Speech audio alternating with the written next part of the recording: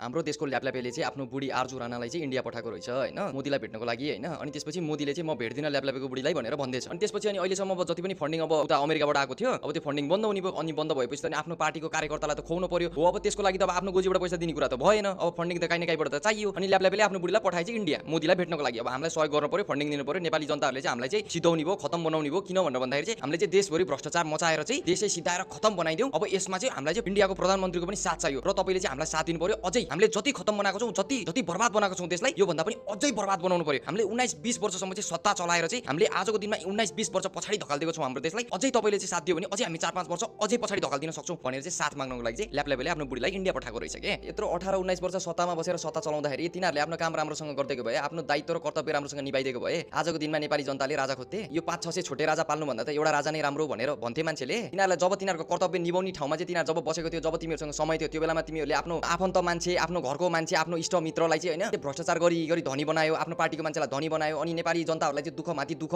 सधैँ तलको तल नै पारेर आफ्नो पैताला तल राखेर चाहिँ तिनीहरूले चाहिँ मोजमस्ती गर्यो अनि आजको दिनमा चाहिँ देश बिगारेर सखा खतम बनाएर चाहिँ हाम्रो राजाले दुई शब्द भनिसकेपछि चाहिँ अनि तिनीहरूलाई चाहिँ यति धेरै गाह्रो भयो आजको दिनमा हैन त पूर्वदेखि पश्चिम पुगेको छौ पश्चिमदेखि इन्डियासम्म पनि पुग्यो अहिले त हैन जति गरे पनि पुग्दैन जति पनि पुग्दैन के छातीमा लिएर जान्छस् पैसा यत्रो भ्रष्टाचार गरेको पैसा आजको दिनमा कति नेपाली युवाहरू बाहिर विदेशमा छ थाहा छ तिनीहरूलाई कति दुःख पाइरहेको छन् थाहा छ तिनीहरूलाई आफ्नो इच्छा विपरीत पनि आजको दिनमा मान्छेले चाहिँ नेपालमा केही गर्छु म भनेर भन्दाखेरि पनि ठाउँ नपाएर चाहिँ आफ्नो इच्छा विपरीत पनि मन नभई पनि विदेशमा गएर दुःख गर्न परेको छ पहिला पहिला हाम्रो देशले चाहिँ अरू देशलाई चाहिँ सहयोग गर्ने देश हो हाम्रो देश नेपाल आज यही देशको युवाहरू चाहिँ त्यो सहयोग गरेको देशहरूमा गएर चाहिँ गुलामी गर्न परिरहेको छ यिनीहरूको यति सातो पुत्लो उडेको छ कि कोही चाहिँ मञ्चमा चढेर चाहिँ राजाको टाउको उडाइदिन्छु भनेको छ कोही चाहिँ गएर चाहिँ कहाँनिर के देश बिग्रेको छ र के बनाउनु पर्ने भनेर भनेको छ अनि ल्यापल्यापेले चाहिँ आफ्नो बुढीलाई इन्डिया पनि पठाइसकेको छ डराएर के डरले यहाँमा उथल पुथल मचेको छ यो भ्रष्टाचारीहरूको बीचमा यति उथल पुथल मचेको छ कि सायद यिनीहरूलाई अहिलेको समयमा राति निन्द्रा पनि लाग्दैन होला दुनिया सारा संसारले बाहिरको देशले पनि नेपालको नेताहरू भ्रष्टाचारी हो भ्रष्टाचार गर्छ चोरफटा हो भनेर भनिदिइसकेपछि सबै नेपाली जनताहरूको सामुमा पनि सबै चिज अगाडि आउँदा पनि अझै इन्डिया चाहिँ आफ्नो बुढीलाई पठाएर चाहिँ इन्डियासँग सम्झौता गर्न खोज्ने इन्डियाले साथ दिन्छ जस्तो लाग्छ तिनीहरूलाई अब नेपालमा राजा आयो भने हिन्दू राष्ट्र हुन्छ नेपाल होइन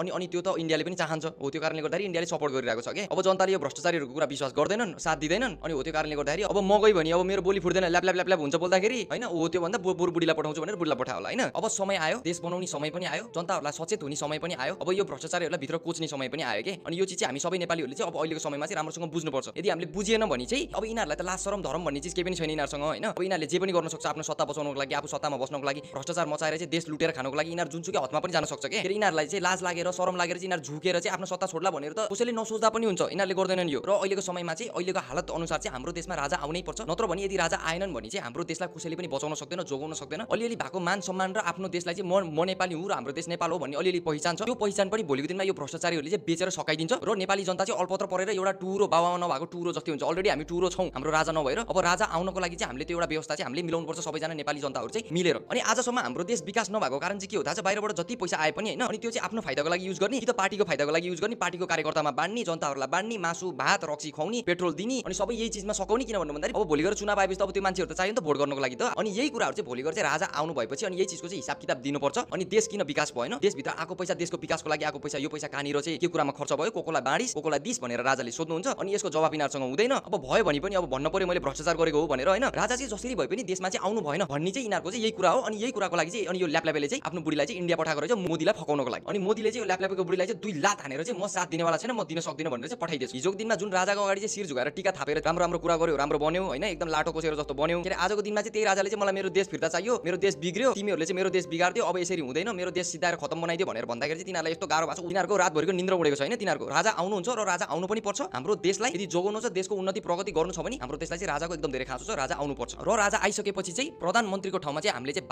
बालेन दाइलाई चाहिँ राख्नुपर्छ हामी 2 करोड नेपालीको चाहिँ मनोकामना भनेको यही हो सबैजनाले चाहिँ राजा ल्याउनको लागि सबैजनाले साथ दिनुपर्छ सबैजना नेपालीहरू चाहिँ एकजुट भएर बोल्नुपर्छ यो पार्टी र त्यो पार्टी भनेर भन्नुको साटो चाहिँ म चाहिँ हामी चाहिँ एक नेपाली हो भनेर चाहिँ हामी अगाडि बढ्नुपर्छ र यसरी नै हामीले चाहिँ हाम्रो देशको चाहिँ उन्नति र प्रगतिको लागि चाहिँ हामीले चाहिँ अगाडि कदम चाल्नुपर्छ जय नेपाल जय राजतन्त्र